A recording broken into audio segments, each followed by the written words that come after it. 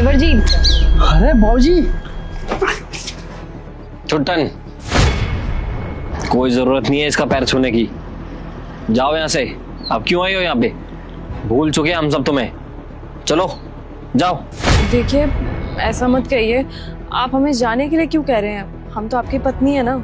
आज याद आ रहा है तुम्हें कि तुम हमारी पत्नी हो? अरे क्या कर रही थी इतने साल तक? तब तो नहीं आई हमारी याद। जाओ, कोई जरूरत नहीं है हमें।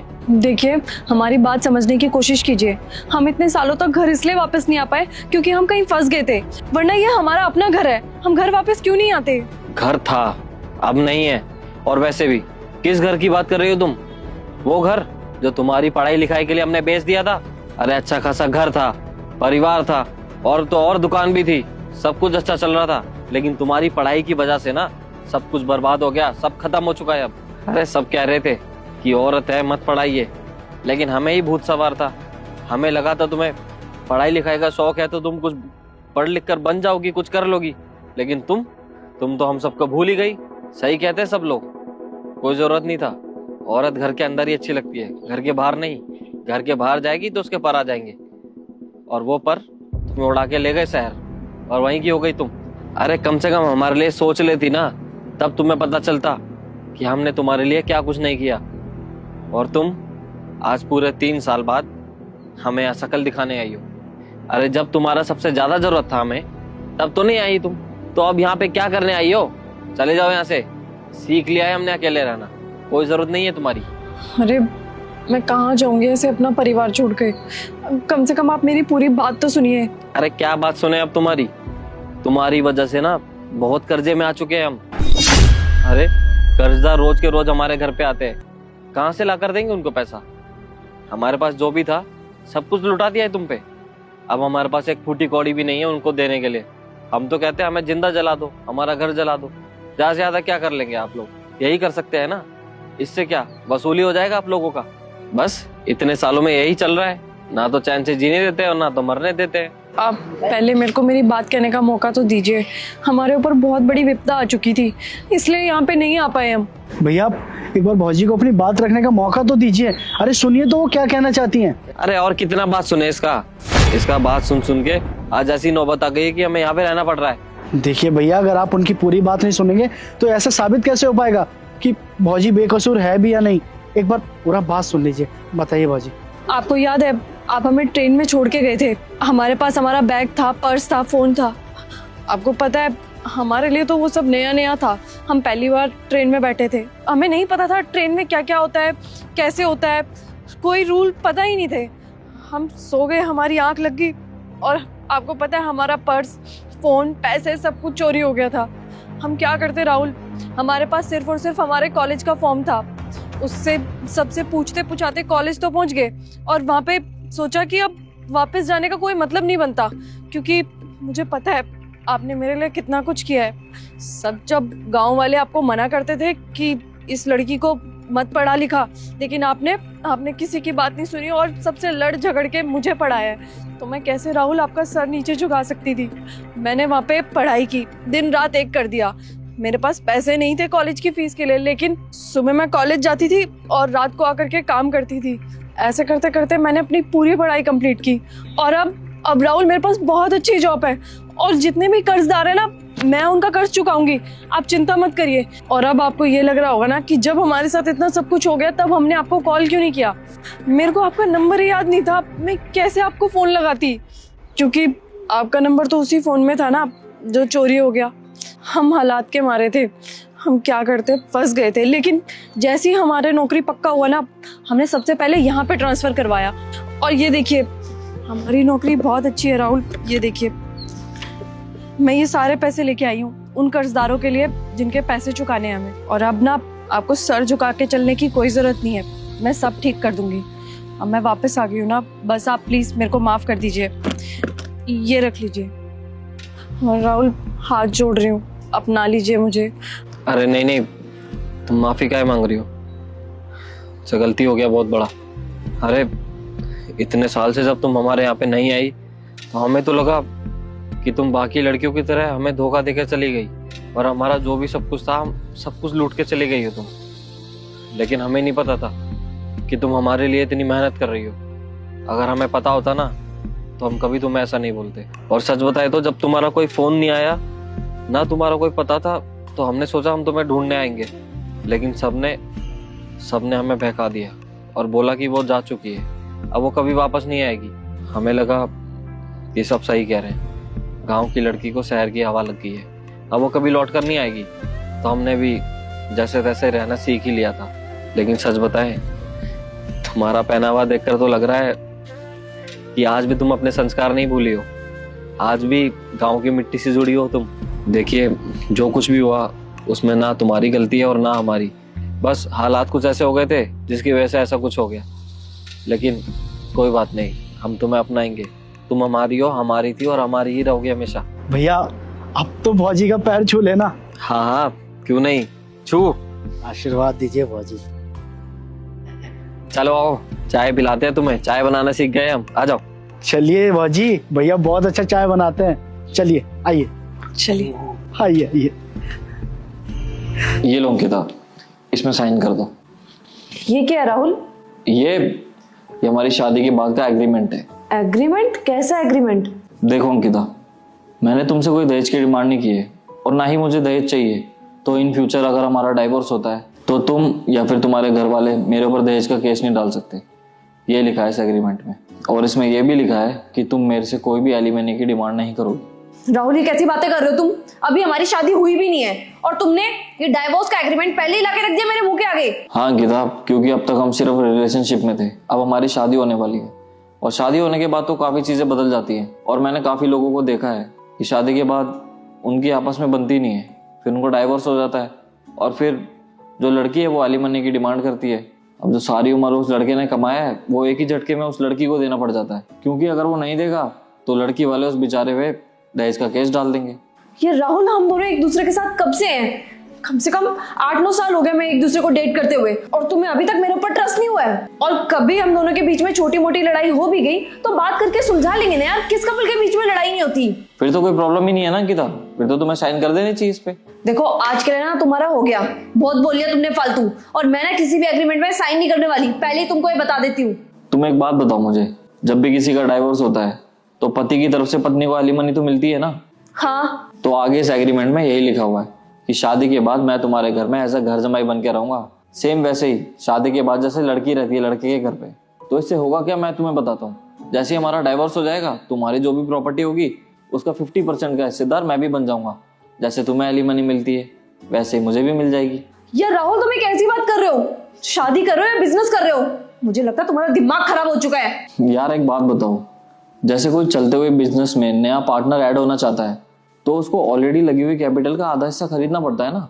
हाँ। ठीक उसी प्रकार मैं तीसरा ऑप्शन तुम्हें ये देता हूँ, जो भी मेरे हिस्से की और मेरे पापा के हिस्से की जितनी भी प्रॉपर्टी है ना, उसका 50% हिस्सा तुम खरीद लो आज के रेट पे।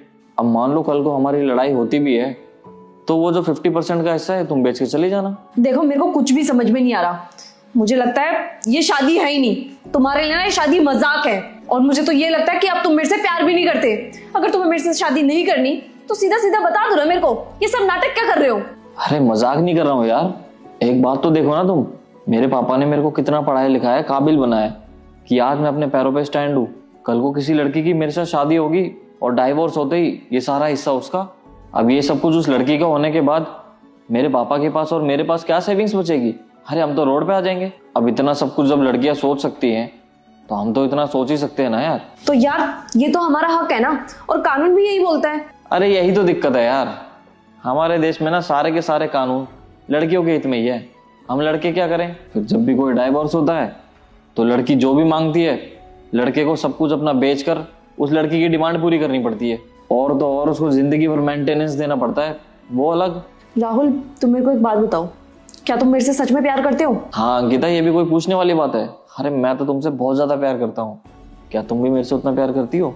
देखो राहुल, मैं भी तुमसे बहुत ज्यादा प्यार करती हूँ। तुम इसके लिए मेरे से किसी भी कोरे कागज में साइन करवा लो, लेकिन ये एग्रीमेंट मैं साइन नहीं करने वाली।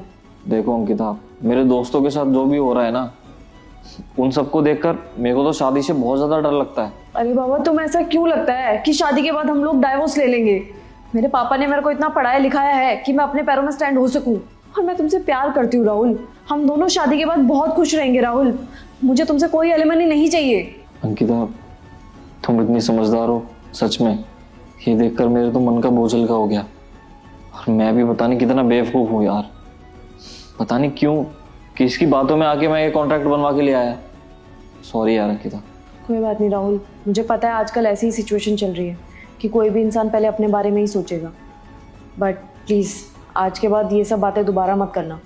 वैसे भी राहुल, मेरे को एक बात बताओ, मैं एलिमनी लेकर के करूँगी भी क्या?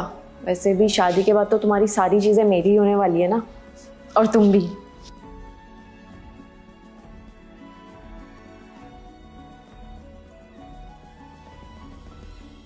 अंकिता कहाँ हो यार तुम? जहाँ की तुमने लोकेशन दी थी मैं वहाँ पे पहुंच गया हूँ, लेकिन यहाँ तो कोई भी नहीं दिख रहा है। अरे मैं इधर ही तो खड़ी हूँ, एक काले कलर की गाड़ी दिख रही है। काले कलर की? हाँ, एक थार गाड़ी तो खड़ी है यहाँ पे।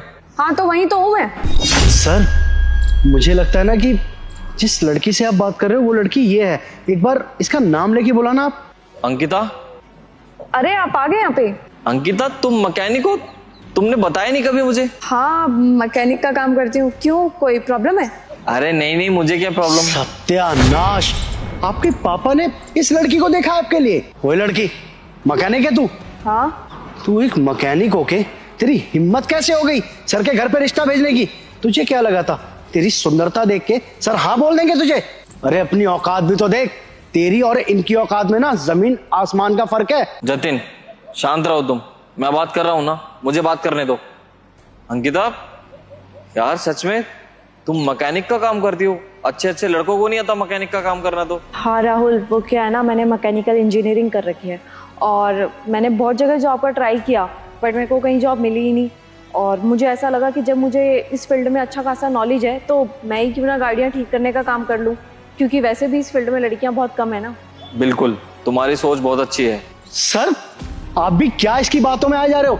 अरे ये बातें फेंके जा रही है और आप इंप्रेस हो जा रहे हो उससे। और तुझे क्या लग रहा है तू बहुत शातिर है? तेरी तरह ना मैकेनिकल इंजीनियर आजकल गली गली में फिर रहे हैं, बकवास कर रही है। सर मैं तो अब भी कह रहा हूँ इससे बात करने की कोई जरूरत नहीं है, हम घर चलते हैं। देखो जतिन, तुमसे जितना बोला गया ना तुम उतना ही करो, चुपचाप खड़े रहो यहाँ पे और मेरे बीच में बोलने की कोई जरूरत नहीं है। अगर मेरे पापा ने ये लड़की पसंद की है मेरे लिए तो कुछ सोच समझ के की होगी। तुम बीच में बोलने वाले कोई नहीं होते, ध्यान रखना। अंकिता मैं सच कहूँ तो मुझे कोई प्रॉब्लम नहीं है तुम्हारे इस काम से। काम तो कोई भी हो, काम तो काम होता है ना, चाहे छोटा हो चाहे बड़ा। अरे सर आप भी किस लड़की का पक्ष ले रहे हो? शक्ल देखो एक बार इसकी, इसका मुंह पूरा कालिक से पुता हुआ है और आपके पास ना सुंदर लड़कियों की लाइन लगी हुई है। और तुझे क्या लगता है उन लड़कियों को छोड़ के तुझसे शादी करेंगे हमारे सर? ये काम ना शोभा नहीं देता लड़कियों को। आई तेरे बात समझ? कूल नहीं लग रही तो कहीं? बस जतिन बहुत हो गया, मैंने तुम्हें 2 बार वार्निंग दे दी थी ऑलरेडी। और तुम क्या जब से उससे तू तड़ा कैसे बात करे जा रहे हो? अरे वो लड़की है, उससे थोड़ा तमीज से पेश आओ। और क्या हुआ अगर वो मैकेनिक का काम करती है तो तुम्हें उससे क्या दिक्कत है? एक बात बताऊं तुम्हें, लड़के भी किसी के पिया नहीं होते, तो तुम्हें क्या नौकरी से निकाल दूं मैं? जब से बकवास पे बकवास किए जा रहे हो, माफी मांगो उससे अभी के अभी। वो लड़की है और मैं उसकी बेइज्जती बिल्कुल भी बर्दाश्त नहीं करूंगा, चाहे वो कोई भी काम करती हो, मुझे उससे कोई फर्क नहीं पड़ता। मैं शादी करूंगा तो सिर्फ इससे ही, क्योंकि मेरे पापा ने इसी लड़की को मेरे लिए पसंद किया है। और तुम अपने काम से काम रखो, और अगली बार उसके साथ बदतमीजी की ना तो मेरे से बुरा कोई भी नहीं होगा। नौकरी से हाथ धो बैठोगे तुम। समझ में बात आ गई तुम्हारे? चुपचाप खड़े रहो यहाँ पे। देखिए अंकिता जी, मुझे माफ कर दीजिए, जतिन की तरफ से मैं आपसे माफी मांगता हूँ। वो क्या है ना, ये थोड़ा सा ओवर प्रोटेक्टिव है मेरे को लेकर। अगर ये सब करके आपको खुशी मिलती है तो ऑब्वियस सी बात है मैं भी उसमें खुश हूँ, आप टेंशन मत लीजिए। पर राहुल, शादी के बाद तो मैं काम तब करूंगी ना जब मुझे ये काम आता होगा। मैंने ना तो कोई मैकेनिकल इंजीनियरिंग कर रखी है और ना ही मेरे को मैकेनिक का काम आता है। बस मैं तो ये छोटा सा टेस्ट ले दी थी तुम्हारा, उसी के लिए ये सब नाटक कर रखा था और ये सब मुंह में लगा रखा है। मतलब मैं कुछ समझा नहीं। मतलब ये राहुल कि ये जो ज़मीन तुम देख रहे हो ना, जिस ज़मीन में तुम खड़े हो वो मेरी ही है, और पीछे जो सोसाइटी बनने का काम चल रहा है वो भी मेरा ही है। क्या मतलब स्वास्तिक लैंड की मालकिन हो तुम? हाँ, स्वास्तिक लैंड मेरे पापा की ही है और ऐसी बहुत सारी प्रॉपर्टीज मेरे पापा की हैं। माफ करना मैडम जी, मैंने आपको गलत समझ लिया। मुझे नहीं पता था कि आप सर का टेस्ट ले रही हैं। दरअसल क्या है ना कि सर मेरी जिम्मेदारी है।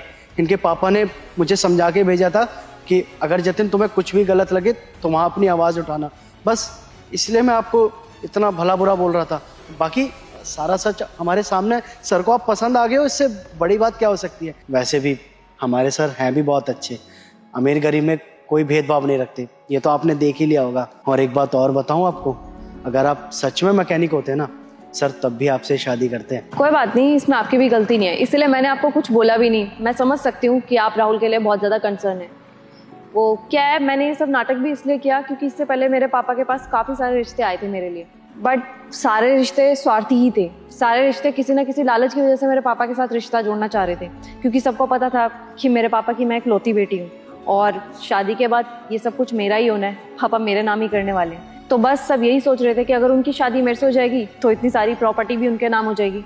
तो इसीलिए मेरे को लगा कि मेरे को आपका टेस्ट लेना चाहिए कि कहीं आप भी उन लोगों की तरह लालची तो नहीं है। पर देखिए, मेरा डाउट बिल्कुल क्लियर हो गया, आपके अंदर तो 1% भी लालच नहीं है। आप तो मेरे को तभी भी एक्सेप्ट कर रहे थे जब मैं ये काम कर रही थी, और मेरे को ये देख करके भी बहुत अच्छा लगा कि आप लड़कियों को इज्जत की नज़र से देखते हो, क्योंकि आपने जिस तरीके से मेरे को प्रोटेक्ट किया उससे साफ समझ में आ गया कि आप कितने अच्छे इंसान हो। अच्छा अंकिता, अब ये तो बता दो कि मैं पास हुआ कि फेल। ये भी कोई पूछने की बात है? पास नहीं, तुमने टॉप किया है, अब मैं तुमसे ही शादी करूँगी। और हाँ जतिन, कभी कभी ना सिचुएशन को देख करके बोलना चाहिए। काफ़ी बार तुम ऐसी बातें बोल जाते हो जो सामने वाले को बहुत तकलीफ देती हैं। मैंने तो तुम्हारी बातों का बुरा नहीं माना, पर नेक्स्ट टाइम से इस बात का ध्यान रखना। वैसे राहुल, आज हमारी कॉफ़ी डेट थी ना, मैं एक बार ना चेंज करके आती हूँ, ये सब भी साफ करके आती हूँ। जी ठीक है, तुम 2 मिनट वेट करना, मैं आ रही हूँ। Sorry sir. कोई बात नहीं, अगली बार ध्यान रखना, इन्होंने तो सुन लिया, कोई और नहीं सुनेगा तुम्हारी। ये ले भिखारी, खाली हो।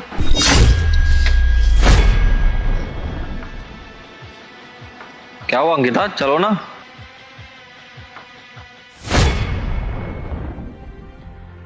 राहुल, ये यहीं रहता था पहले, बहुत अच्छे घर से था, पता नहीं कैसे पागल हो गया। अरे जिम जाता था, महंगी महंगी गाड़ियां भी थी इसके पास। फिर अचानक पता नहीं इसको क्या हुआ, पता नहीं किस लड़की के प्यार में पड़ के ये पागल हो गया। लेकिन मैं समझता हूँ ना, इसमें सारी की सारी गलती इस लड़के की होगी, तभी इसकी ये हालत हुई है। राहुल, कोई गलती नहीं थी इसकी। अरे तुम मुझ पे क्यों गुस्सा कर रही हो? तुम तो ऐसे बोल रही हो जैसे कि तुम इसको बहुत अच्छे से जानते हो। क्योंकि राहुल, ये जिस लड़की से प्यार करता था वो कोई और नहीं, मैं हूँ। क्या? इसका मतलब इसका ये हाल तुम्हारी वजह से हुआ है? वो राहुल, हम 5 साल से रिलेशनशिप में थे और अब मेरी शादी की उम्र हो गई थी। मैंने इसको बोला भी कि तू सेटल हो जा। इसके पास पैसा तो था पर इसके खुद का नहीं, इसके पापा का। मैंने इसको काफ़ी बार समझाने की कोशिश की कि अगर तूने कहीं जॉब नहीं की या तो कहीं सेटल नहीं हुआ तो मेरे माँ बाप मेरी शादी कहीं और करवा देंगे। ये सुनता ही नहीं था।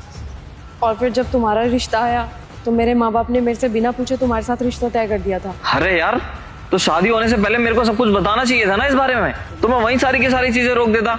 बात तो इतनी बढ़ती नहीं ना। कैसे मना करती राहुल तुम्हें? तुम वेल सेटल थे, तुम्हारा इतना अच्छा खासा बिजनेस था, तुम्हारा स्वभाव भी इतना अच्छा था, और तो और तुम जो भी थे सब अपनी मेहनत पे किया था तुमने। तुम्हारा सब कुछ खुद का था, इसीलिए मैंने इसे मना करके तुम्हें हाँ कर दिया। मतलब तुम्हारी नजरों में प्यार से ज्यादा पैसों की अहमियत है अंकिता? राहुल, मैं ये नहीं कह रही कि प्यार इंपॉर्टेंट नहीं होता, लेकिन अगर लॉजिकली देखा जाए तो पैसा जीवन में ज़्यादा महत्व रखता है। आजकल शादियाँ भी तो इसी बेसिस पे होती है ना। राहुल, तुम एक बात सोचो, कल को हमारी बेटी होगी तो हम अपनी बेटी की शादी ऐसी किसी घर में थोड़ी करवा देंगे जो लड़का कमाता ना हो, जो स्टेबल ना हो। मैं मानता हूँ अंकिता, जो भी तुम बोल रही हो सच बोल रही हो, लेकिन उसने वक्त मांगा था ना तुमसे, क्यों नहीं दिया उसे वक्त? लेकिन अब मैं तुम्हारे साथ खुश नहीं रह पाऊंगा अंकिता, क्योंकि मुझे समझ में आ गया है कि तुम प्यार से ज्यादा पैसों को अहमियत देती हो। अरे कल को मेरे हालात ऐसे हो गए तो कल को तो तुम मेरे को भी छोड़ के चले जाओगी। अरे वो तो पागल हो चुका है, लेकिन मेरी तो इतनी बदनामी हो जाएगी तुम सोच भी नहीं सकती। राहुल, क्यों गड़े मुर्दे उखाड़ रहे हो? मैं मानती हूँ कि इसकी हालत की जिम्मेदार सिर्फ और सिर्फ मैं हूँ, लेकिन इसका मतलब ये नहीं कि सारी की सारी गलती मेरी थी। अगर ये मेरे से इतना प्यार करता था तो जब मैंने इसको बोला कि तू स्टेबल हो जा तो स्टेबल क्यों नहीं हुआ? इसने मेरी बात क्यों नहीं सुनी? मुझे टाइम क्यों नहीं दिया? और आज जब इसने मेरे को टाइम नहीं दिया तो ये इस हालत में है, और जब आज ये इस हालत में है तो इसका जिम्मेदार भी ये खुद है। राहुल, अब मैं इन सब चीज़ों से निकल चुकी हूँ, मैं आगे बढ़ चुकी हूँ, और अब मेरी शादी तुमसे हो गई है। और इस टाइम मैं तुम्हारे साथ खुश हूँ। मैं अपना फ्यूचर और प्रेजेंट सिर्फ और सिर्फ तुम्हारे साथ देखती हूँ। देखो, मैं तुम्हारे साथ नहीं रह सकता। अरे जिस इंसान को प्यार से ज्यादा पैसों की अहमियत हो ना, ऐसी लड़की की मेरे जीवन में कोई भी जगह नहीं है। अरे तुमने अपना घर तो बसा लिया, लेकिन उसका घर बर्बाद कर दिया। सोचा उसके माँ बाप कैसे जी रहे होंगे अभी, उसकी हालत देख के रह भी पाते होंगे कि नहीं। इसकी ये हालत की जिम्मेदार ना अंकिता सिर्फ और सिर्फ तुम हो। राहुल, तुम मेरे साथ अब ऐसा कैसे कर सकते हो? हमारी शादी हो चुकी है। इसका मतलब तो मैंने बहुत बड़ी गलती कर दी तुम्हें अपना पास्ट बता करके। मेरे को अपना पास्ट तुम्हें बताना ही नहीं चाहिए था। बताकर गलती नहीं की अंकिता, अच्छा हुआ जो तुमने अपने मुंह से बता दिया, वरना मेरे को कहीं और से पता चलता ना तो उसका परिणाम इससे भी बुरा होता। तुमने इसका ये हाल किया है अंकिता, लेकिन अब मैं इलाज करवाऊंगा इसका और कोशिश करूंगा कि ये जल्द से जल्द ठीक हो जाए। और तुम जाओ अपने घर। तुम्हें सोच भी कैसे सकते हो कि किसी का घर बर्बाद करके तुम चैन से अपनी लाइफ जी लो। बस अंकिता, जाओ अभी के अभी यहाँ से। राहुल प्लीज मेरे साथ ऐसा मत करो, मेरी बात समझने की कोशिश करो। सुनो, मेरे साथ चलोगे? तुम्हें अच्छा अच्छा खाना खिलाऊंगा। ऐसा मिलेगा? इससे भी अच्छा। हाँ, खाऊंगा खाऊंगा। चलो। नहीं नहीं नहीं नहीं। अरे तुम डरो मत, मैं कुछ नहीं करूंगा, बस तुम्हें खाना खिलाऊंगा, वो भी अच्छा अच्छा। हाँ, खाना खाना भैया, खाना खाना खाना।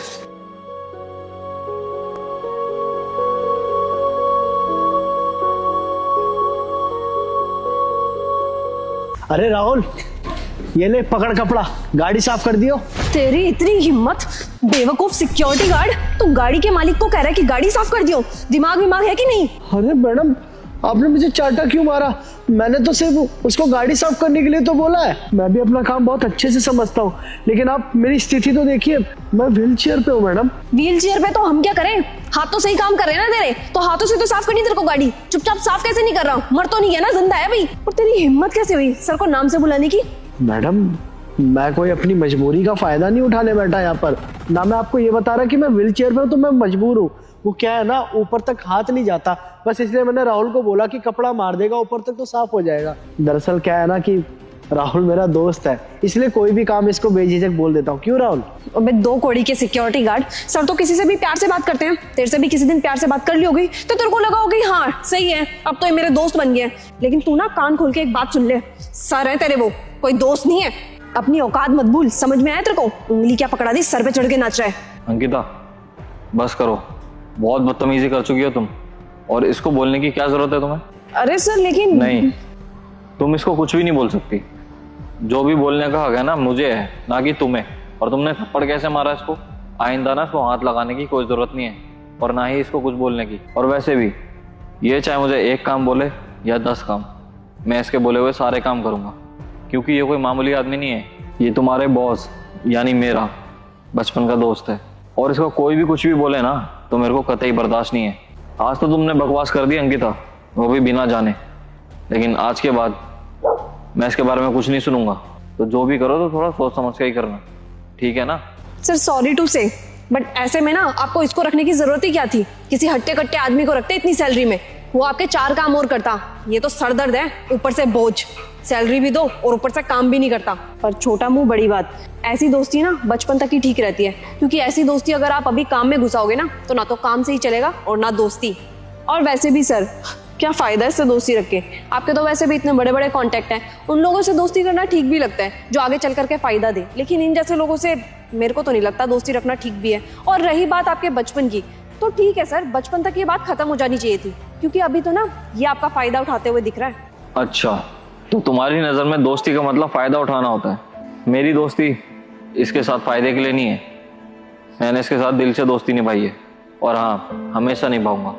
और रही बात फायदे की, तो जब मैं इसकी पैसों की मदद कर रहा था ना, तो ये चाहता तो वो पैसे रख भी सकता था, लेकिन नहीं, इसकी खुददारी ने मेरा दिल जीत लिया। और तब इसने बोला कि भाई अगर मेरे को ये पैसे देने हैं ना तो मुझे कहीं नौकरी दिलवा दे। लेकिन इसके अपाहिज होने की वजह से इसको कहीं नौकरी नहीं मिल पा रही थी, और इसने थोड़ी पढ़ाई लिखाई भी कम कर रखी है, क्योंकि इसकी फैमिली फाइनेंशियली इतनी सही नहीं है। और इसलिए मैंने अपनी दोस्त की मदद करना सही समझा और इसको अपने यहाँ पे नौकरी दे दी। अब इससे मैं मिलता भी रहता हूँ, साथ के साथ इसकी मदद भी हो जाती है पैसों की। और इसकी और मेरी दोस्ती मैं किसी को जस्टिफाई नहीं करना चाहता। तो एक बात कान खोल के सुन लो अंकिता, आज जो तुमने कर दिया ना, आज के बाद हो नहीं जाना चाहिए। समझ में आई बात तुम्हारे?